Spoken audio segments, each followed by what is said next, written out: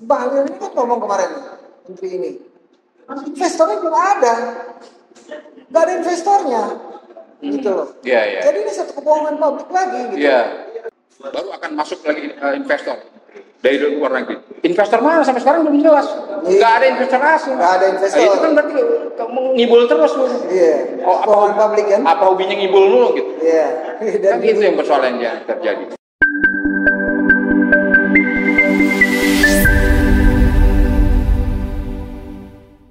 Assalamualaikum warahmatullahi wabarakatuh. Waalaikumsalam. Selamat sore, kita dari WeWatch hadir kembali di sini.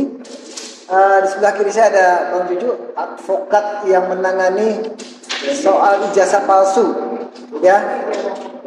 Selamat datang Bang Juju. Ijazah palsu apa nih? Ijazah palsunya Jokowi lah pasti, ya kan? Kita ketemu lagi Bang Juju nih. Alhamdulillah. Senang banget nih. Insyaallah. Gimana nih Bang Juju? Ijazah palsu ini makin rame, ya kan? Kemarin ditolak, ya. Gugatan terakhir saya juga ikut tuh melihat di pengadilan, ya kan? Ijazah offline jadi online, ya kan? Bagaimana? Apakah dilanjuti ijazah palsu ini? Iya, kita flashback sedikit ya bahwa kasus gugatan ijazah palsu ini sebetulnya masuk ke tahapan yang ketiga. Jadi 3 kali kita melakukan gugatan tentang ijazah palsu, yaitu ijazah palsu orang nomor 1 di Indonesia ini, ya, tentang ijazahnya Joko Widodo, katakanlah begitu. Ya, kenapa? Karena pertama kami gugat itu di Pengadilan Negeri Jakarta Pusat sekitar 2 tahun lalu, ya, dan akhirnya kami tidak lanjutkan, ya, kami jeda begitu, karena pada saat itu ada kasus Ustadz Gus Nur dan Bambang Tri, ya, yaitu dipidanakan. Persoalan apa? Persoalan sumpah mubahalah, begitu ya. Akhirnya dipidanakan, tapi disidang di Pengadilan Negeri Solo. Nah, kita sidang pada waktu itu, yang pada akhirnya kesimpulannya adalah sampai dengan kasasi sekarang ini, saat ini. Itu setahun yang lalu ya kira-kira, sampai kasasi, dan akhirnya Ustadz Gus Nur dan Bambang Tri menjalani hukumannya sampai 3 tahun, seperti itu.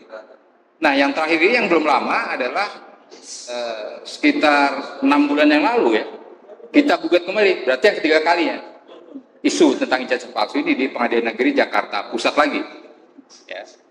Dan sudah diputus ya, putusan sela majelis hakim terhadap gugatan kita itu tadi. Nah, gugatan sela, dan diputus bahwa gugatan itu tidak diterima. Nah, tidak diterima dengan alasan bahwa tidak memenuhi unsur-unsur, ya kan? Unsur-unsur secara perdata. Jadi dianggap tidak memenuhi syarat, tidak memenuhi syarat gitu, sehingga akhirnya tadi putusan salah itu diputuskan, dan akhirnya ya kami dianggap, gugatan kami dianggap tidak memenuhi unsur, begitu, seperti itu. Dan dengan hasil itu kita banding juga, kita akhirnya banding, dan sekarang sedang dalam proses banding di Jakarta, Pengadilan Tinggi Jakarta, ya, seperti itu. Nah, akhirnya kita berpikir bahwa persoalan ijazah Jokowi ini secara material tidak pernah terbukti, ya kan? Demikian juga secara formal sebetulnya, karena ada tuntutan pidana itu di Pengadilan Negeri Solo. Nah, kalau hal ini sampai saat ini juga belum terbukti, itu kami sebagai rakyat berhak dong menanyakan itu, menggugat itu, ya. Kalau memang ada ijazah aslinya, kenapa tidak ditunjukkan saja? Sehingga clear lah persoalan itu. Ditunjukkan saja wisudanya kan? Iya. Siapa yang bareng dia wisuda kan? Atau foto wisudanya misalnya. Iya. Karena ijazah asli kan bukan kami yang memegang, yang bersangkutan. Kayak Pak Fikri punya ijazah aslinya dipegang di rumah kan? Disimpan di rumah. Nggak mungkin kita yang menunjukkan, kita yang membuktikan. Walaupun ijazahnya memang siap dalam hukum perdata, siapa yang mendalilkan bahwa dia nggak punya ijazah palsu, kita yang membuktikan. Tapi kan bukan itu secara formal. Jadi sekali lagi, selama Jokowi tidak bisa menunjukkan ijazah aslinya di depan pengadilan, maka kami akan terus gugat, Pak. Walaupun sampai beliau sudah lengser, apakah tetap digugat? Iya, karena ini persoalan perdata. Artinya walaupun beliau sudah dilaksanakan sebagai presiden, rakyat tetap punya hak untuk menggugat itu. Ya kan? Ya, menggugat apakah seorang Jokowi yang pernah menjabat 2 kali periode ya, 2 kali periode presiden di negara ini punya ijazah atau tidak. Oleh karenanya, nanti yang keempat kalinya mungkin ya. Nah, kita juga sedang menyiapkan akan menggugat lebih lanjut. Kalau nggak salah ada alumni perguruan tinggi seluruh Indonesia yang akan juga menggugat rencana begitu. Jadi kita akan lakukan terus seperti itu. Betul. Ya. Oke, terima kasih. Jadi tetap digugat ya, kesimpulannya tetap akan digugat. Dan Bang Juju dan tim akan turun kembali nih ya. Insya Allah ya, kita siap. Oke. Selanjutnya Bang Juju, masalah IKN nih Bang Juju. Ya. IKN kan saya dengar nih baca Jokowi mengeluarkan statement tanggal 17 Agustus. Jokowi mengatakan akan merayakan perayaan kemerdekaan RI, upacara kemerdekaan di sana. Ini pertanyaannya begini Bang. Ini kan banyak melibatkan bukan 100-200 orang nih, ribuan orang nih. Iya. Iya toh? Itu akan dibawa ke sana ribuan orang, ya kan? Sementara air belum ada. Oh, fasilitasnya. Tempatnya mana? Fasilitasnya. Ya kan belum ada nih. Jalan belum rapi semua. Ini satu kebohongan besar, kebohongan publik. Iya kan? Nah, karena banyak di medsos menyatakan begini, saya dengar, saya baca lihat. Makanya saya tanya Bang Juju, kebetulan juga salah satu yang mengamati soal itu, ya kan, dari sektor hukumnya. Saya melihat Bang Juju, ini dampaknya sangat besar sekali dalam hal ini. Masyarakat bawah ini sudah tahu, tidak bisa dibohong-bohongi, ya kan. Maksain orang dengan sekian puluh ribu datang ke sana, gimana untuk melakukan upacara kemerdekaan, ya kan? Satu. Kedua nih, Bahlil ini kan ngomong kemarin nih, menteri ini, investornya belum ada, nggak ada investornya, gitu loh. Jadi ini satu kebohongan publik lagi, gitu, ya kan? Jadi dia buat satu opinion, ya kan? Nah, Bang Juju menyikapi ini bagaimana? Ya, kalau kembali ke isu ibu kota negara baru yang disingkat IKN itu, sebetulnya kalau dari sisi normatif, kan, memang undang-undang tentang IKN itu soalnya kan sudah disahkan oleh anggota DPR kita. Ya, undang-undang sudah disahkan, walaupun dengan berbagai kritik atau kelemahan sana sini. Sehingga mau tidak mau apapun yang terjadi, IKN itu harus dilanjutkan. Ya, secara hukum seperti itu, secara normatif.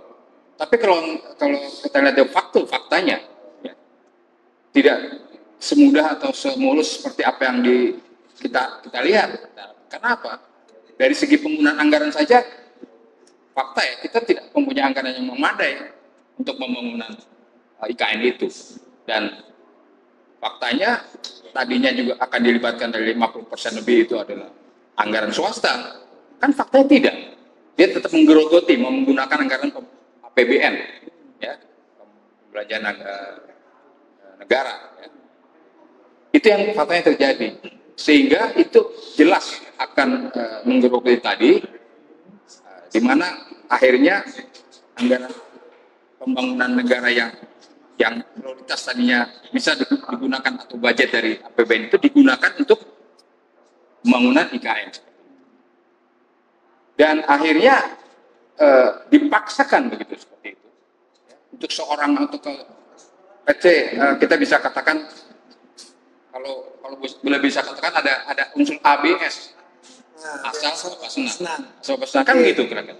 Jadi seperti itu, yaitu bapak ini dan bapak ini Jokowi ya. Kita katakan ya ambisius sekali proyek ini ambisius. Nah, dan akhirnya timbul bencana itu apa? Ketua EKN mundurkan diri, termasuk wakilnya sampai mundurkan diri karena 11 bulan tidak digaji. Iya, katanya 11 bulan tidak digaji. Ya, bukan soal gaji aja, tapi ada beberapa konflik interest untuk kepentingan dalam hal ini. Untuk proyek pembangunan IKN ini di mana ya Pak Bambang Susantono itu beralasan juga jangan sampai proyek ini juga mengganggu penduduk lokal atau masalah sosial ekonomi penduduk lokal itu terjadi. jangan sampai digusur, digeser atau Itu udah banyak digusur juga. bagaimana? Udah banyak digusur juga. Iya, ya digusur dan segala macam. Akhirnya merugikan penduduk lokal. Iya. Nah, ini bencana besar. Bagaimana seorang ketua kepala proyek dan wakilnya sekaligus ya, mengundurkan diri dalam hal ini. Ya, kelimpungan lah akhirnya. Dana sudah ada dan Bahlil juga malah optimis. Akhirnya kan Kata Bahlil mengatakan bahwa iya nanti setelah Agustus ya kemerdekaan RI baru akan masuk lagi investor dari luar negeri. Investor mana sampai sekarang belum jelas. Nggak ada investor asing. Nggak ada investor. Nah, itu kan berarti kamu ngibul terus lu. Iya. Oh, Publik kan? apa hobinya ngibul mulu gitu. Iya. Dan itu yang persoalan yang terjadi. Ya, memang menyambung ke jasa palsu juga memang udah bohong ya. Semuanya bohong. Iya. Iya kan? Jasa palsu belum beres, bohong. Udah bohong lagi. Sekarang IKN. Tapi IKN kan udah ini Pak dibangun pasar fisik. Sampai mau cawe-cawe soal anaknya lagi. Tapi kan yang dia bilang akan dibangun perumahan rakyat, kemudian fasilitas negara, itu bohong juga, belum ada. Ya. Air aja kan belum ada tuh. Tapi Air kan minum. Menteri PUPR juga mengatakan itu belum ada investornya juga. Iya. Iya kan? Oleh sebab itu sampai sekarang memang belum ada investornya untuk Menjelang lengsernya rezim ini, Jokowi mau lengser, beberapa menterinya, 2 orang menteri ini, Bahlil dan Menteri PUPR udah mulai mengeluarkan statement mengatakan tidak ada investor. Sebelumnya mereka teriak-teriak, oh investornya ada, inilah itu begini. Jadi mulai terbuka ini. Kalau bisa saya silakan, Jokowi ini akan menanam bom waktu. Ya seperti itu. Dimana jabatannya kurang dari 5 bulan, tapi sudah menanam bom yang akan meledak setiap saat terhadap persoalan bangsa Indonesia. Ini yang harus kita sadari, kita pahami. Seperti itu. Hukumnya gimana? Lihat dari sudut hukum, undang-undang kan tetap jalan, diberlakukan, undang-undang itu tetap berlaku dong. Ya artinya, setidak-tidaknya wakil DPR ini, wakil rakyat DPR ini harus mengevaluasi terhadap undang-undang yang ada, yang sudah berjalan, yang masih berlaku ini. Dievaluasi lagi, ditinjau ulang. Begitu, Pak. Evaluasi ya. Mudah-mudahan sadar gitu anggota DPR itu. Kira-kira begitu. Oke. Selanjutnya Bang, mengenai IKN ini satu hal lagi pertanyaannya. Apakah mungkin Prabowo melanjutkan ini? Menurut Abang gimana? Kira-kira? Ya, kita melihat untuk pemerintahan yang baru ini juga berbagai masalah juga, terutama tadi salah satu IKN. Saya nggak terlalu optimis ya Prabowo akan karena kalaupun dilanjutkan dipaksa kan lagi-lagi anggarannya dari mana? Ya. Apa utang lagi yang dengan utang kita yang sudah gede? Matilah semuanya. Ya, kira-kira begitu. Saya nggak terlalu optimis. Tidak optimis Bang. Ya. Oke. Terima kasih Bang Juju atas tanggapannya mengenai IKN dan ijazah palsu, sangat bergerak ini hatimu. Ya kan? Keren banget kan?